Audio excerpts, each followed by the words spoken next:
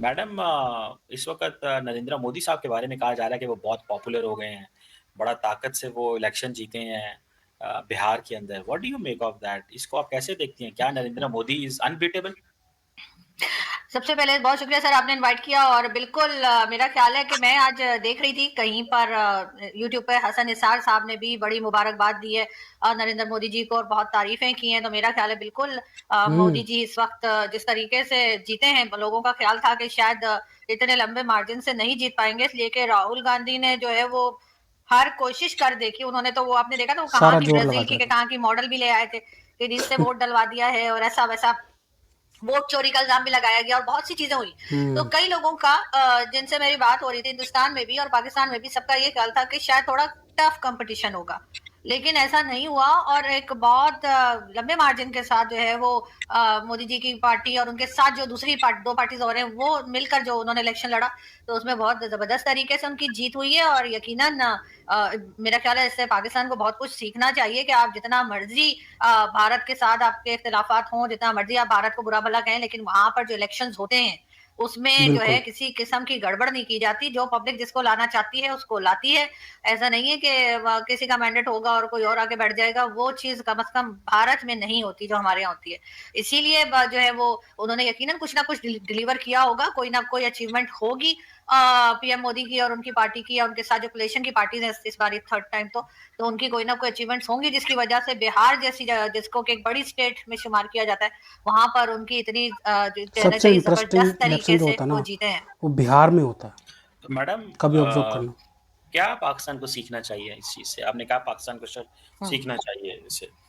सीखना बिल्कुल चाहिए ना सर, पाकिस्तान को डेमोक्रेसी क्या ये होती सीखना है। चाहिए कि जिसका मैंडेट हो, जिसको पब्लिक लाना चाहती हो, जिसको पब्लिक ने वोट दिया हो, उसी की हुकूमत बननी चाहिए। किसी और की गवर्नमेंट नहीं बननी चाहिए। ये नहीं होना चाहिए कि नवाज शरीफ को पब्लिक वोट दे और इमरान खान आ जाए और इमरान खान का मैंडेट हो तो शहबाज शरीफ साहब आ जाए। ये नहीं होना चाहिए। ये वो वाली बात जो आप कह रहे थे कि चलो बारी तो दोनों को मिल गई, तो सर बारी नहीं होनी चाहिए, बल्कि जिसको पब्लिक लाना चाहती है, पब्लिक जिसको वोट देती है, अवाम का नुमाइंदा वही आना चाहिए। हमारे यहाँ तो आपको पता है कि इलेक्शंस का ना कोई मतलब है, ना कोई हमारी जो बिल्कुल, सिविल गवर्नमेंट होती है या सिविलियन गवर्नमेंट होती है ना उसका कोई मतलब है। हमारे यहाँ तो मिलिट्री एस्टेब्लिशमेंट की चलती है, उसी का डंडा घूमता है और उसके बाद वो जिसको चाहते हैं फांसी लगा देते हैं, जिसको चाहते हैं 10 साल के लिए बाहर भगा देते हैं, जिसको चाहते हैं उठाकर प्राइम मिनिस्टरशिप से हटाकर जेल में डाल देते हैं और बाकी सारे जो हैं वो उनके आगे पीछे घूमते रहते हैं कि सर अब क्या हमारी बारी है, अब की बार फिर जरदारी या अब की बार नवाज शरीफ या शरीफ फैमिली। तो इस वक्त भी हमारे यहाँ वही भाग दौड़ लगी हुई है कि किसी तरीके से जो है वो जो मिलिट्री स्टैब्लिशमेंट है उसको मना लिया जाए कि वो जो है बिलावल भुट्टो या मरियम नवाज में से किसी को प्राइम मिनिस्टरशिप जो है वो लेने के लिए लोग यही भागदौड़ कर रहे हैं,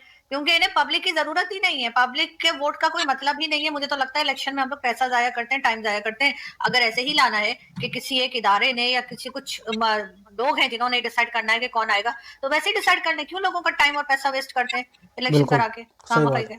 तो सर यहाँ पर जो है ना वो आप कंपैरिजन ना करें तो ही बेहतर होगा। और इतने लंबे मार्जिन से जो बीजेपी जीती है, तो मेरा ख्याल है यहाँ पर भी जो अगर ये पब्लिक के हाथ में दें फैसला कि आप जिसको चाहे वोट दें और उन वोट्स को या उन रिजल्ट्स को चेंज नहीं किया जाएगा, तो यकीन करें अगर इस वक्त इमरान खान को बाहर निकाल दें और ये फ्री फेयर इलेक्शन पाकिस्तान में कराएं, तो वही हाल होगा इमरान खान का और बाकी पार्टीज का जो इस वक्त बीजेपी और कांग्रेस के बीच में हुआ है कि इन लोगों को कोई वोट नहीं डालेगा। पीएमएलएन और पीपल्स पार्टी नाम ही मिट जाएगा इनका। और क्या सिर्फ और बात है। सिर्फ और इमरान खान भी कोई ऐसे कोई सुपर हीरो नहीं है, आपने खुद उनको सुपर हीरो बना दिया जेल में डालकर।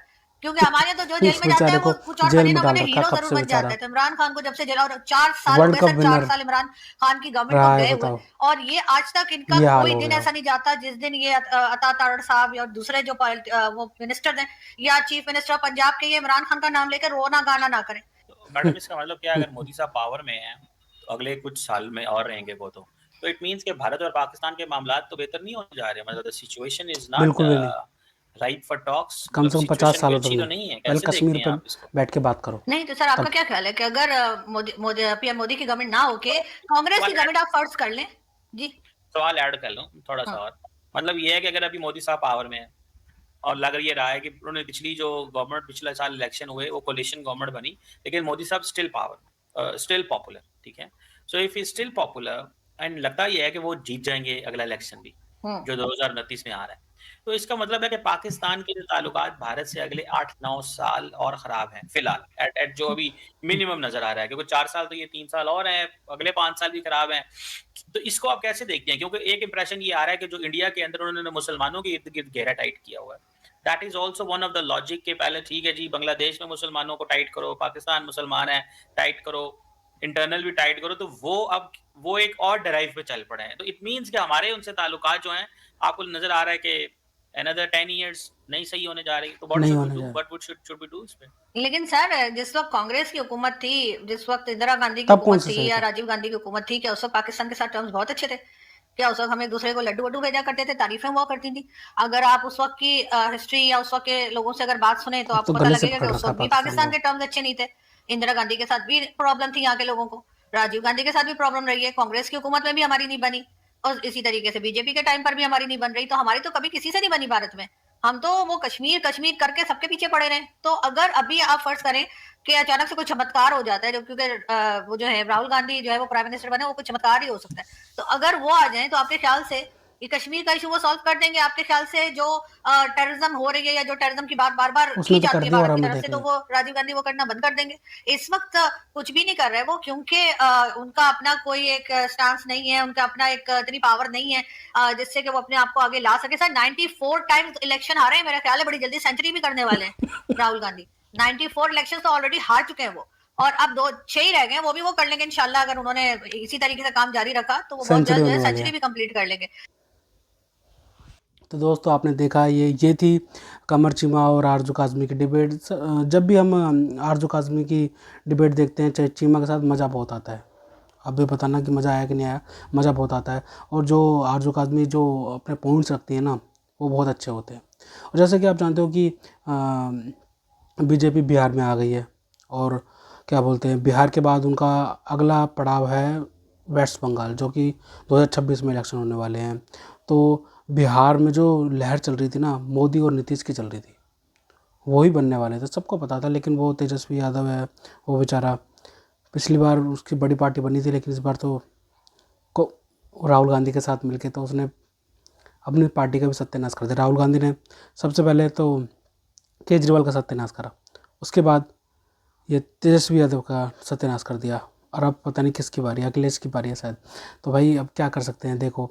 और मोदी पॉपुलर हो गए, मतलब कि मोदी की केंद्र में पूर्ण बहुमत की सरकार नहीं है, गठबंधन की सरकार है। लेकिन फिर भी नीतीश ने जो साथ दिया था ना, नीतीश पलटू तो है, बहुत बड़ा पलटू है, लेकिन नीतीश ने ऐसे वक्त पे साथ दिया और गठबंधन की सरकार बनाई, तो मोदी प्रधानमंत्री बन पाए। नीतीश सही है, मतलब ठीक है, मतलब दल बदलू बहुत बड़ा है, उस पर उस तरीके से भरोसा नहीं किया जा सकता। लेकिन अभी तो वो बीजेपी के साथ है, लेकिन देखते हैं अभी आगे क्या होता है। लेकिन मोदी ने पहले सबसे पहले दिल्ली जीत लिया। दिल्ली ऐसा किला था जो केजरीवाल का गढ़ था, आम आदमी पार्टी का गढ़ था। आम आदमी पार्टी की सरकार अब सिर्फ पंजाब में है, लेकिन वो दिल्ली गढ़ था।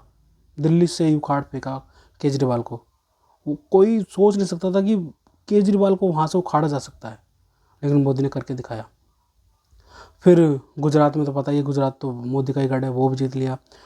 राजस्थान भी जीत लिया। राजस्थान कांग्रेस का गढ़ था, वहाँ से भी कांग्रेस को उखाड़ के फेंक दिया।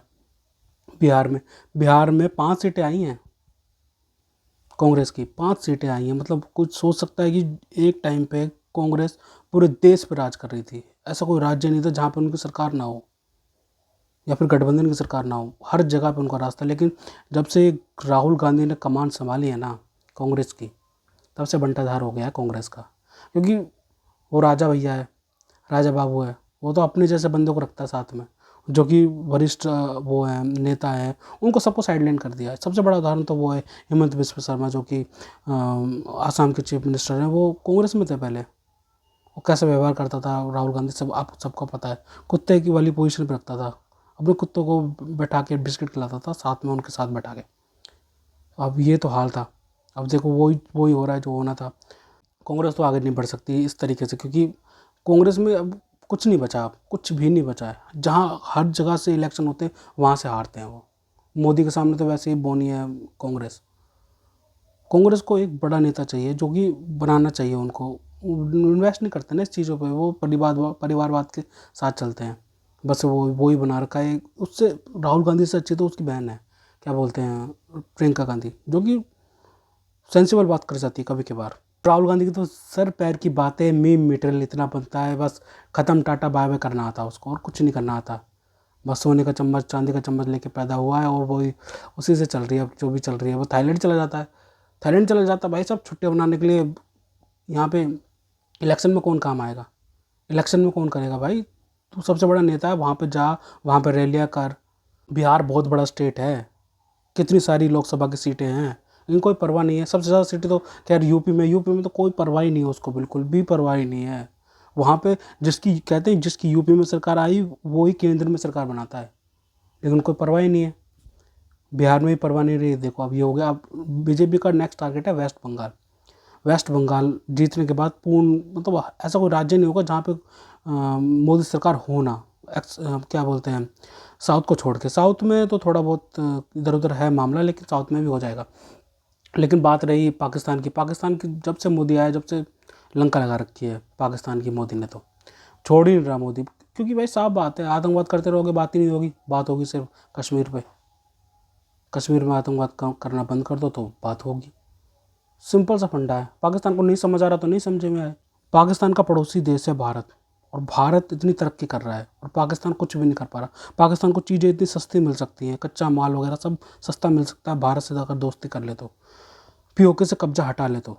बस पीओके के चक्कर में बर्बाद होंगे, बस इतना ही कहना चाह रहा था। आशा करते हैं आपको हमारी ये वीडियो पसंद आई होगी। तो दोस्तों अगर आपको हमारी ये वीडियो अच्छी लगी हो तो कम से कम व्हाट्सएप पर जरूर शेयर कीजिएगा, ताकि हम आपके लिए ऐसी मनोरंजन वीडियोस बनाते रहें। तो गाइस मिलते हैं आपसे अगली वीडियो में, तब तक के लिए जय हिंद।